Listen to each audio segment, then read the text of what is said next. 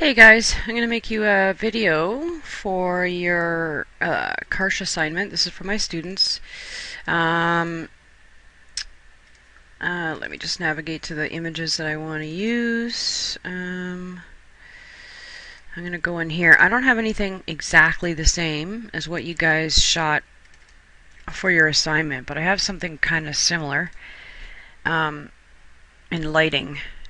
But this tutorial I want to do for you guys is mostly for the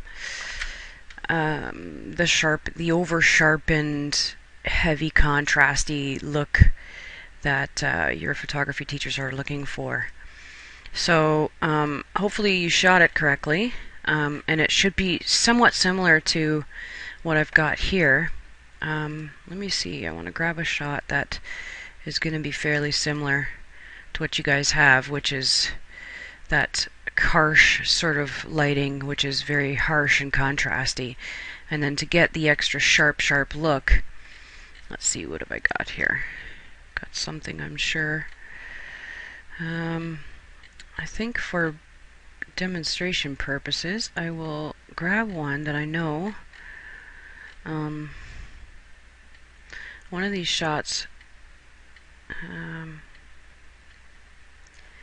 let me see here. I'm just picking out a shot here, guys. Bear with me. I just want to find something that's going to be fairly similar. Okay, I think I'll go with that one. Okay, so I'm just going to export this to my desktop.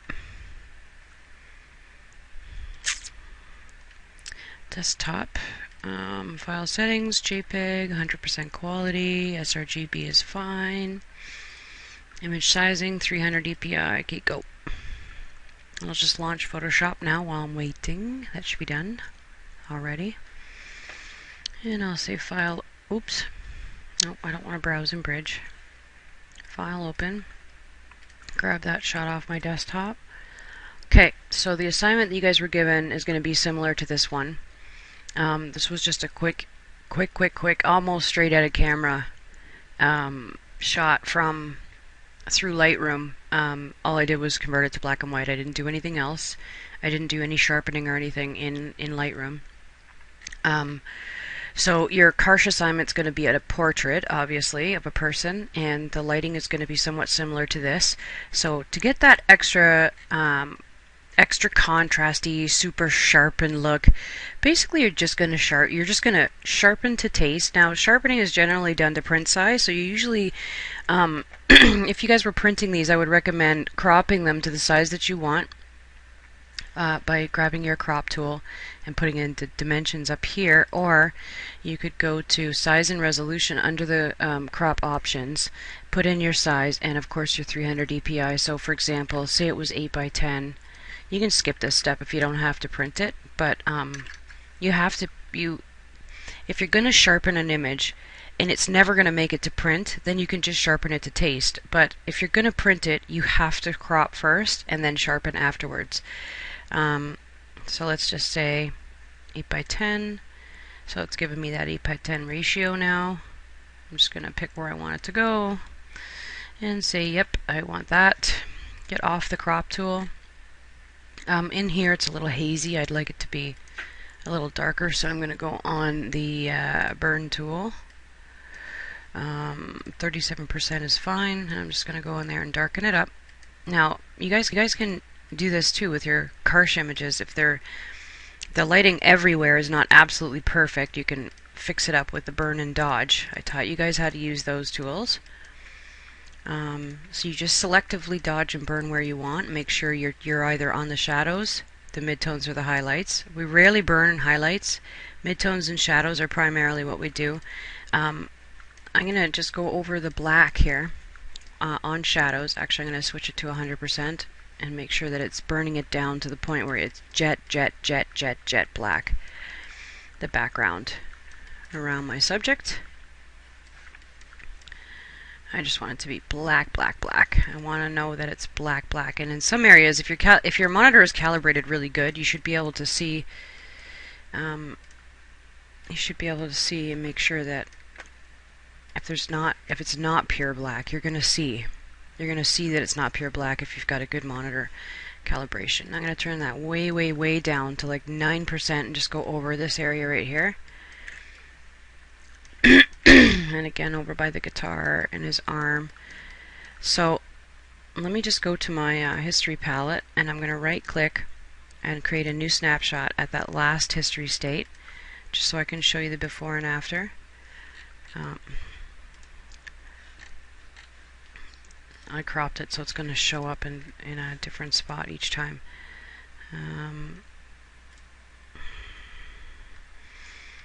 Let me make a history state right here, a new snapshot there.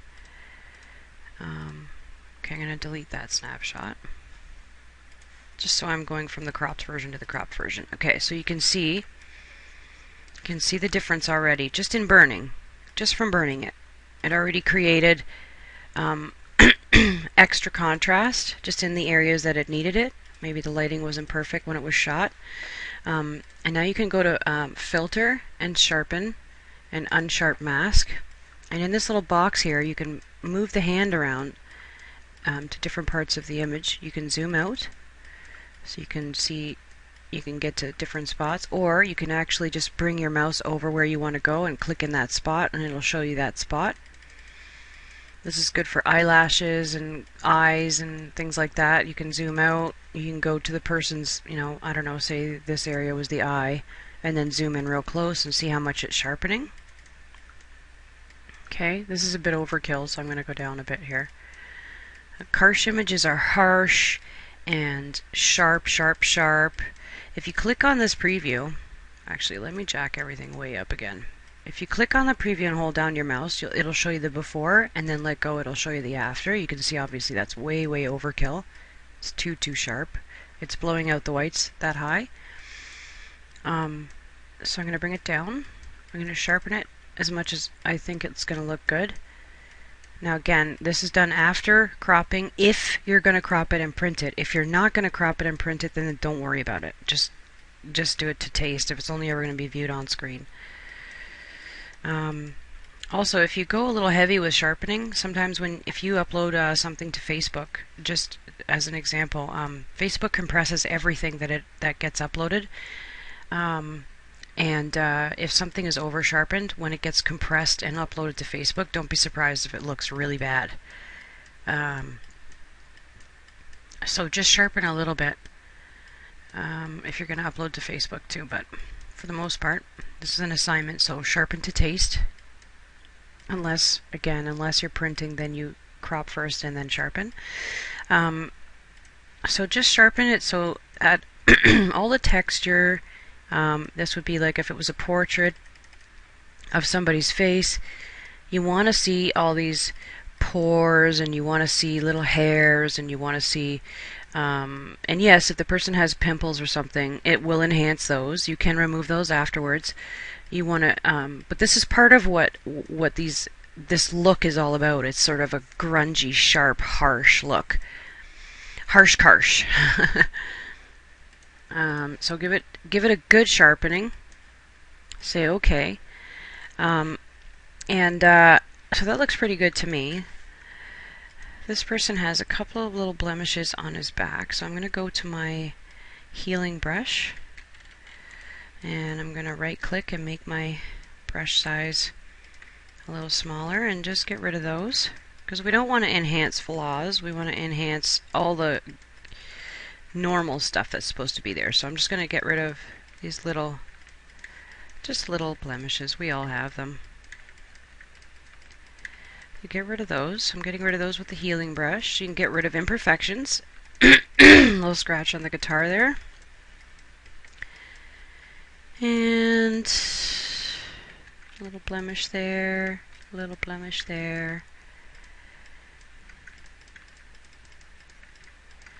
Okay, so say you've gone through the person's whole face and you've gotten rid of anything that really shouldn't be there, but everything else is good. If you want to extra sharpen stuff, like sometimes the Karsh portraits, they have the hair, facial hair, Sometimes like lip cracks, things you want even sharper and more contrasty and more gritty looking. Um, you can go ahead and sharpen again. Just take note of your history state. So that the healing brush was the last state that we were on. The one that's lit up blue is the one that you're on, and the one that you put your history brush in front of is the one you're going to paint back. Just a little recap on how to use your history brush. Okay. So I'm going to say filter. The last filter you use, by the way, is at the very top of the screen when you go to filter. If liquefy was the last one I used, it would be the one at the top. So I don't want to hit that again because I want to change the amount. That'll do the exact same amount of sharpening that you did the last time. And so I want to go to it again because I want to control the amount. And I want to make it really, really, really harsh. Really, really harsh. For the purpose of going back in history and bringing back that sharpness only where I want it. So I'm going to say okay. That's overkill for all of this because you can see it blew out the highlights big time on the arm. And I don't like it there, but I like it on the guitar. So I'm going to go over to my history palette. I'm going to just move back one state. So that's the one I'm on. The one I'm on now is the one just before that last sharpen. I'm going to put my history brush in front of the state that I want to paint back, which was that really harsh sharpen. So now when I go to my history brush and I paint on the guitar, it's going to bring back the sharpness only on the guitar.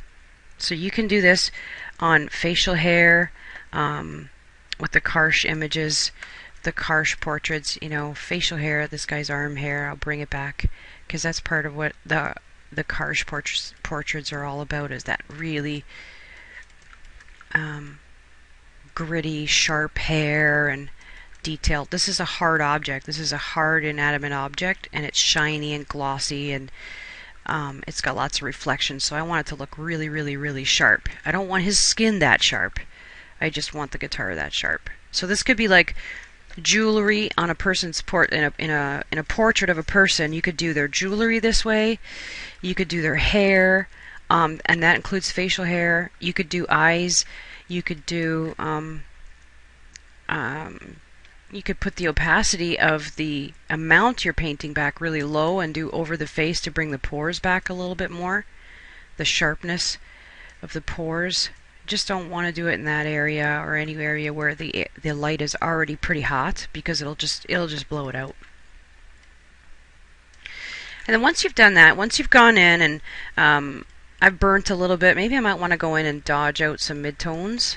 I'm on midtones. I could turn it up a little bit. Just go in and bring this up, and I'm going to dodge out maybe a little bit more on his arm there. This is not a straight up black and white either. This is kind of a coffee sepia. I'm going to desaturate it right now so it's a straight up black and white. And I might want to dodge his shoulder there a little bit more, maybe right here, and maybe on this side of the guitar and his waistline.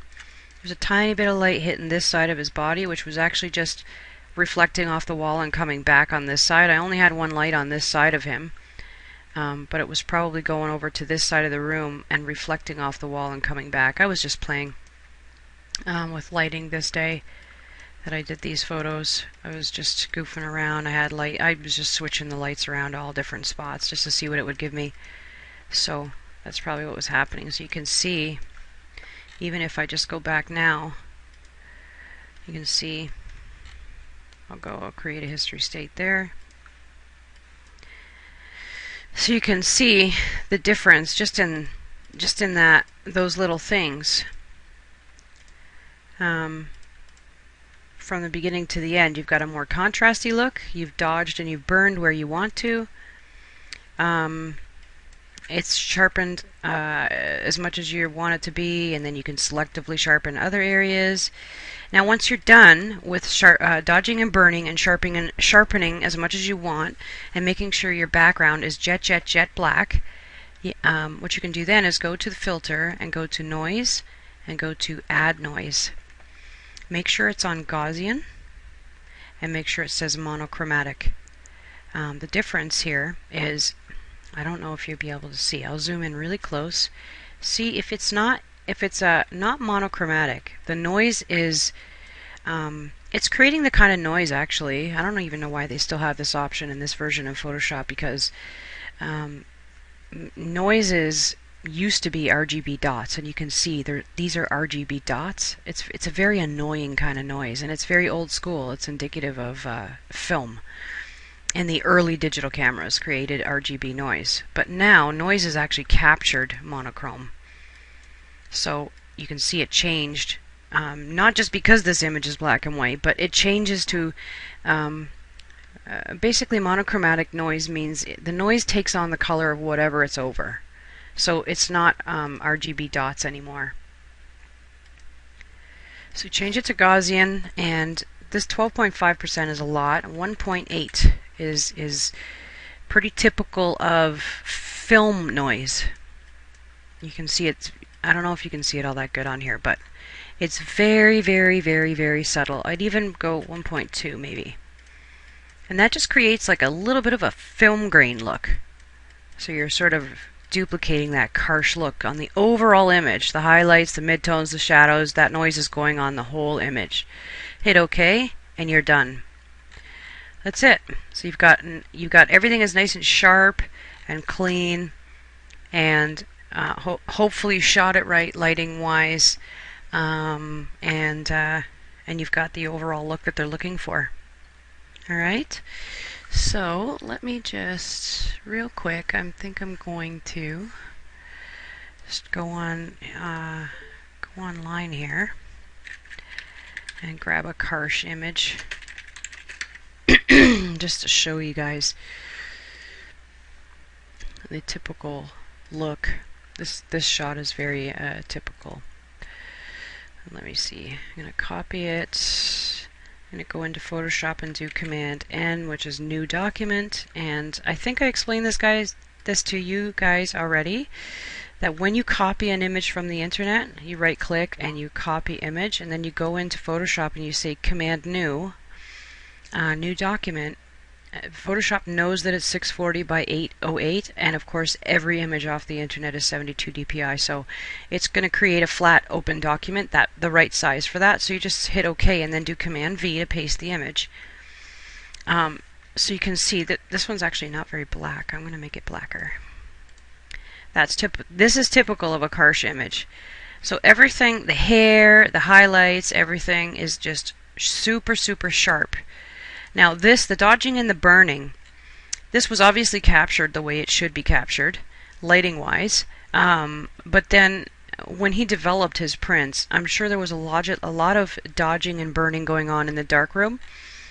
The dodge and burn tool in Photoshop is actually the two most original. These tools have been here since Photoshop began, and they are tools that were created to literally mimic what was done in a darkroom in the film days. So the dodge tool looked very much like the little icon in Photoshop, and what it would do is it would dodge out the light, and and the burn tool would block the light. So this lightened in areas and this darkened in areas. The more light that got on the film, the darker it went, and the less light that went on it, the lighter it was. So the dodge would block and the burn tool would allow light through. So this is what they did in the darkroom. They would print it out, and when they were exposing it in the darkroom, they would dodge and burn to get film prints. And of course Karsh was back in the film days for sure. So he probably shot it right lighting wise for sure, and then I'm sure there was some dodging and burning going on in the darkroom to get this look. As for the sharpness, I'm not 100% sure how the sharpness was done. Perhaps it was just in the lenses that they used. I don't know enough about film, but I'm sure it was in the lenses they used, and the fact that it is a portrait and it's nice and close and the lighting is good, and it probably had a great ISO and nice fast shutter speed, so everything is crisp and clean. And that's it. So that's a very typical Karsh image. Yeah, if you just Google Karsh, you're going to see all these great black and whites that he did. They were fantastic. They were sharp and contrasty and clean and gritty. This one of Einstein is pretty famous. But they're all very, very sharp and contrasty and clean. And and just looking totally awesome. I love this style. It's very cool. So good luck with that assignment, guys, and we will go over it again in class. I just wanted to make this video for you guys to watch so you could watch it over and over again while you're doing the editing on this assignment. Alright? Thanks, guys. Talk to you later. Ciao for now.